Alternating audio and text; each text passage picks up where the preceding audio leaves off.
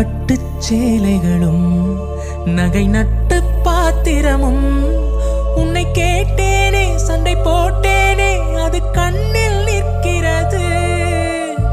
ஜாதி மல்லிப்பூவே தங்க வெண்ணிலாவே ஆசை தீரவே பேசலாம் முதல் நாள் இரவு.